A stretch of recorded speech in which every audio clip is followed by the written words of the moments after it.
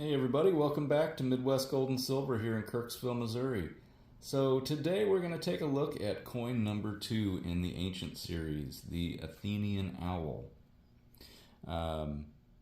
It was produced in Athens, Greece after the Greeks defeated the Persians around 490 BC, and that kind of led them into their golden age and the quote-unquote birth of Western civilization there in Greece.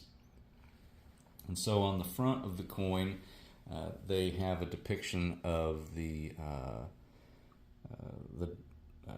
daughter of Zeus, Athena, and she would represent for them wisdom and warfare.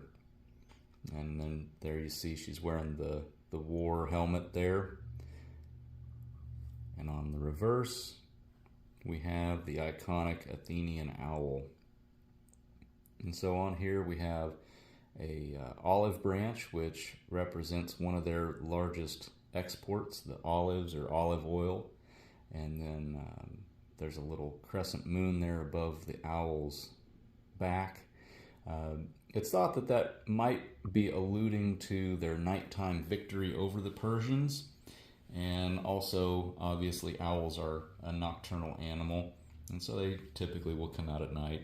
And then the lettering here on the side, the AOE or Alpha, Theta, Epsilon, I believe, which basically just stands for of Athens or from Athens.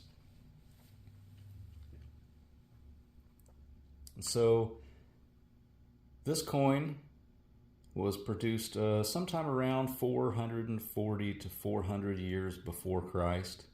It is in almost uncirculated condition, has an excellent strike and surfaces, and if you could look at this coin in hand, you would see how high the relief really is on this. It is pretty amazing. It's just three-dimensional, really.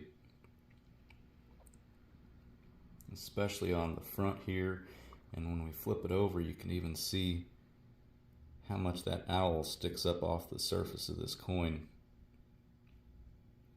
And so these coins were probably the most popular ancient coin at the time because for one reason they had exceptional purity and weight standards, and so it was very well known throughout the ancient world that the Athenian owls were a good, solid, reputable coin. There was no problem with accepting those, and they were actually the most preferred by Greeks and non-Greeks alike at the time. Like I said, it's probably one of the most famous coins that was ever made.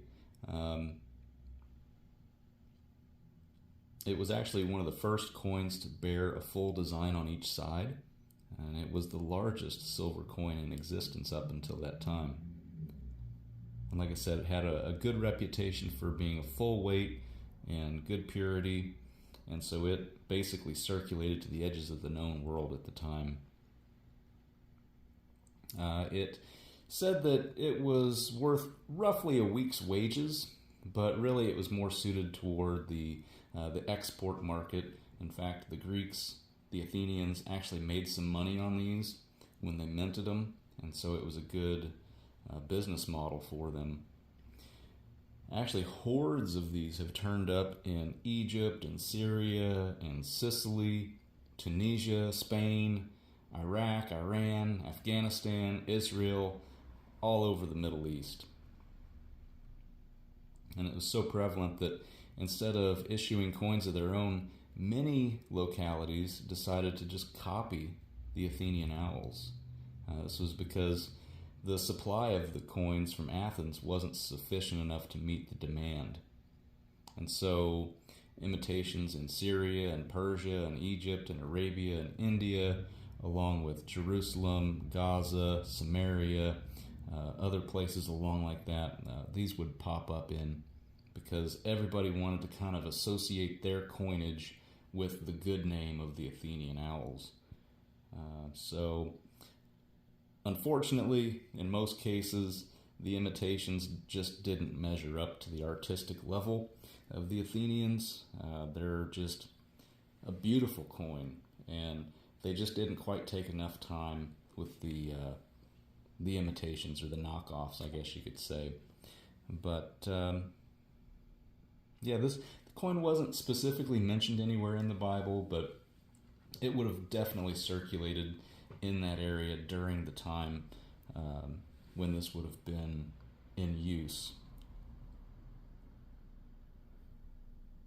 Let's see. This coin today, in this kind of condition, is probably worth about $1,000, give or take, here or there a little bit, $900, $1,100, something like that. But about $1,000 is the fair retail price on something like this. So yeah, if you have any thoughts or comments, leave them down below. Don't forget to like and subscribe for more videos like this. Let me know what you think, what you'd like to see more of in the near future. And until then, thanks for tuning in. We'll see you next time.